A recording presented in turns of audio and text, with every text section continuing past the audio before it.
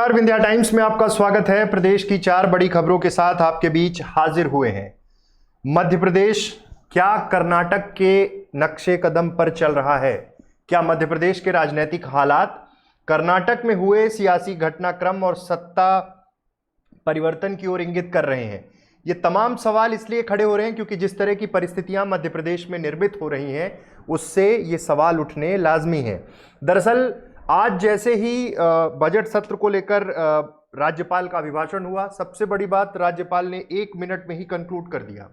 1 minute में राज्यपाल ने सदन के तमाम सम्मानीय सदस्यों को कहा कि तमाम संसदीय परंपराओं का पालन करते हुए कार्य करें। इसके बाद तुरंत सदन की कार्रवाई स्थगित की गई।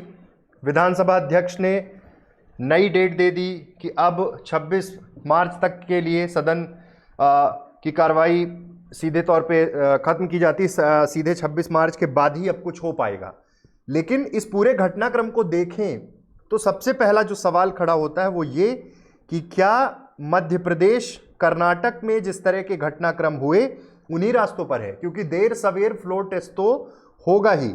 सुप्रीम कोर्ट की शरण में चली गई है बीजेपी, पिटीशन दायर की गई है फ्लोर टेस्ट कराने के लिए। कल उस पर सुनवाई है, देखना होगा कि सुप्रीम कोर्ट क्या फैसला देता है। लेकिन पहले जो सुप्रीम कोर्ट का फैसला कर्नाटक के मसले को लेकर आया है उसके कारण ये देखना बेहद जरूरी हो जाता है कि क्या क्या परिस्थितियां बन रही हैं। यह भी हो सकता है कि जब 27 मार्च को विधानसभा की कार्रवाई दोबारा शुरू हो, उसके बाद बजट पर चर्चा हो, 4 दिन तक चर्चा चल सकती है, फिर फ्लोर टेस्ट संभव है। यानी 31 मार्च के आसपास फ्लोर टेस्ट हो सकता है।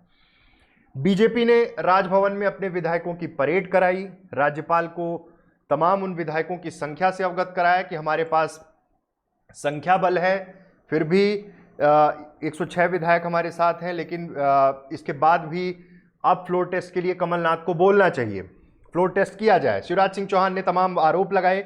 उन्होंने साफ तौर पे कहा कि मुख्यमंत्री कमलनाथ भाग रहे हैं, फ्लोर टेस्ट नहीं करना चाह रहे हैं, रणछोड़दास हैं, टाइम काटू कार्य कर रही है कांग्रेस पर तमाम तरह के आरोप लगाए।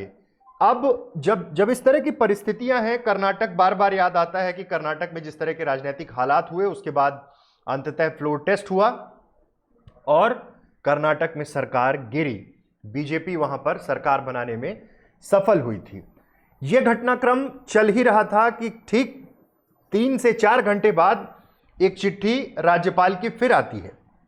राज्यपाल ने चिट्ठी में कहा, कमलनाथ को चिट्ठी लिखी और कहा कि अफसोस आपने आनाकानी की, कल फ्लोर टेस्ट कराएं, नहीं तो माना जाएगा कि आपके पास बहुमत नहीं है। बड़े कॉन्ट्रडिक्ट्स चल रहे हैं। राज्यपाल सीएम को बोल रहे हैं, सीएम टोटली सीधे विधानसभा अध्यक्ष तक बात ले जा रहे हैं कि विधानसभा अध्यक्ष डिसाइड करेंगे। आज के पत्र में राज्यपाल ने लिखा, यह खेद की बात है कि आपने मेरे द्वारा आपको दी गई समयावधि में अपना बहुमत सिद्ध करने के बजाय यह पत्र लिखकर विश्वास मत प्राप्त करने एवं विधानसभा में फ्लोर टेस्ट कराने में अपनी असमर्थता व्यक्त की है, आनाकानी की है, जिसका कोई भी औचित्य एवं आधार नहीं है। आपने अपने पत्र में फ्लोर टेस्ट नहीं कराने के जो कारण दिए हैं वे आधारहीन एवं अर्थहीन है।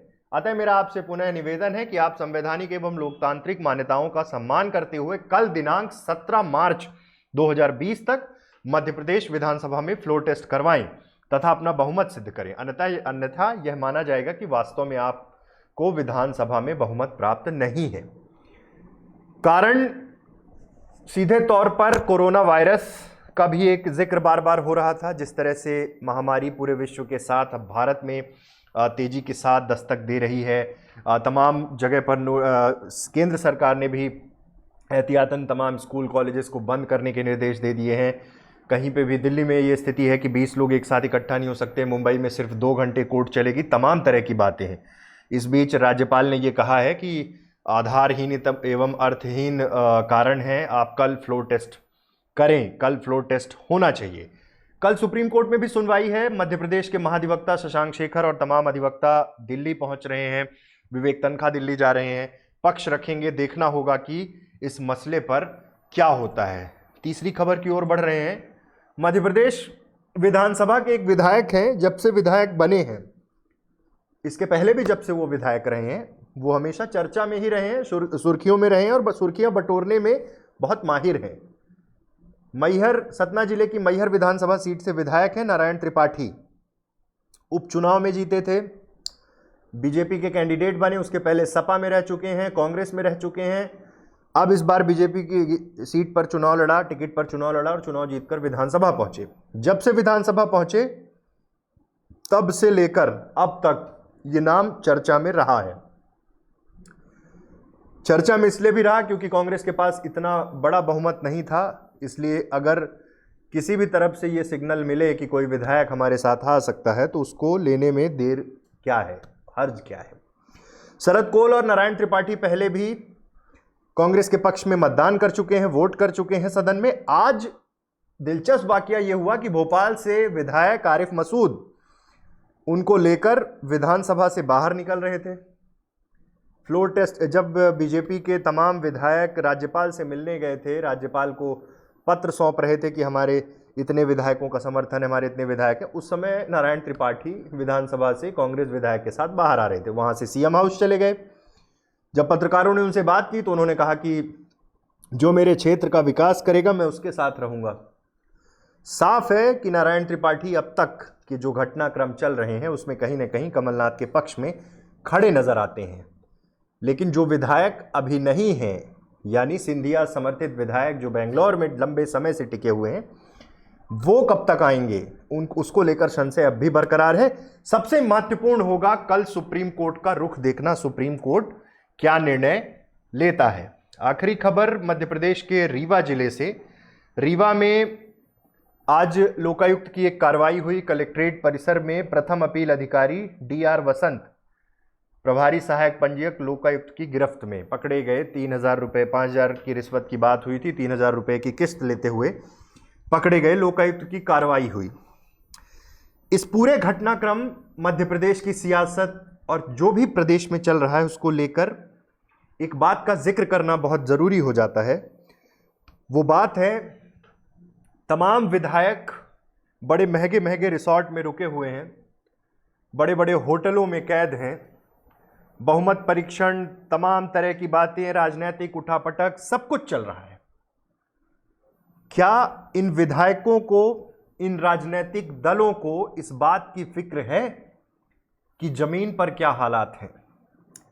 आपको बता दें कि बिना किसी असामयिक बारिश, ओलावृष्टि के बाद मध्य प्रदेश में बहुत ज़्यादा व्यापक पैमाने पर किसानों की फसल बर्बाद हुई है। किसान बेहाल हैं। किस तरह से जनप्रतिनिधि उनके पास आए, जनप्रतिनिधि पहुँचें, चीज़ों को समझें, उन समस्याओं को सुने, लेकिन जनप्रतिनिधि तो गुड़गांव, जयपुर के महंगे महंगे होटलों में हैं।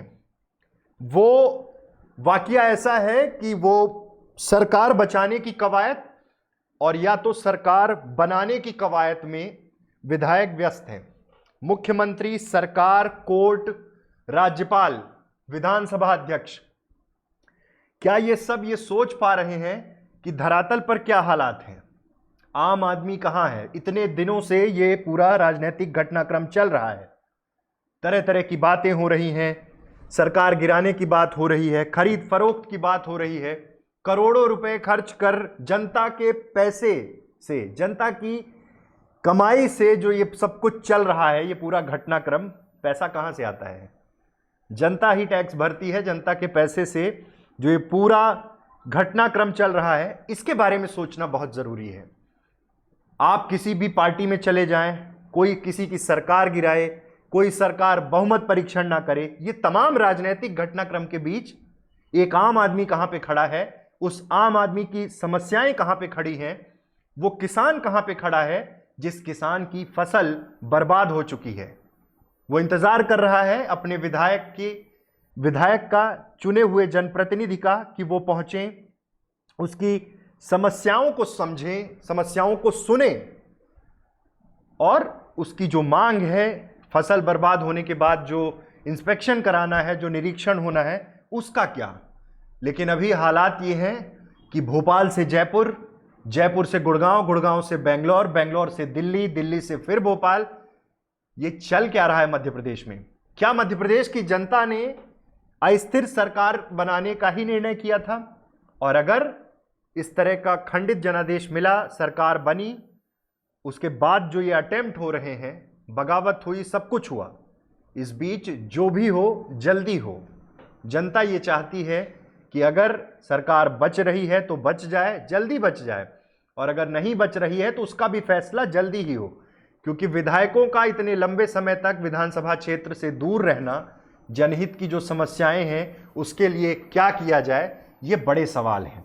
तो अब देखना दिलचस्प ये होगा कि आखिर कब तक ये तमाम विधायक सरकार बनाकर, नई सरकार बनाकर या पुरानी सरकार को बचाकर वापस अपने विधानसभा क्षेत्र पहुंचते हैं।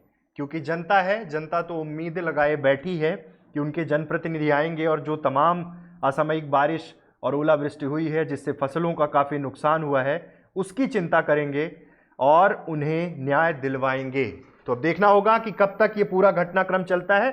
फिलहाल कल सबकी निगाहें टिकी होंगी सीधे तौर पर माननीय सुप्रीम कोर्ट की ओर कि आखिर क्या फैसला होता है, क्योंकि अभी तक जिस तरह का घटनाक्रम चल रहा है, राज्यपाल ने कमलनाथ को चिट्ठी लिखी है, कोर्ट चले गए हैं, शिवराज सिंह चौहान ने बाकायदे पिटीशन दायर की है, कल उस पर सुनवाई होगी। क्या कोर्ट कोई रुख स्पष्ट करता है? क्या अगले कल ही विधानसभा में बहुमत साबित करना होगा राज्यपाल ने, जैसा कि मुख्यमंत्री को कहा है? ये तमाम सवाल हैं। इन सवालों के बीच देखना होगा कि कल का घटनाक्रम क्या कहता है। तो ऐसी तमाम खबरों और स्पेशल रिपोर्ट्स के लिए आप बने रहिए विंध्या टाइम्स के साथ। बहुत बहुत धन्यवाद।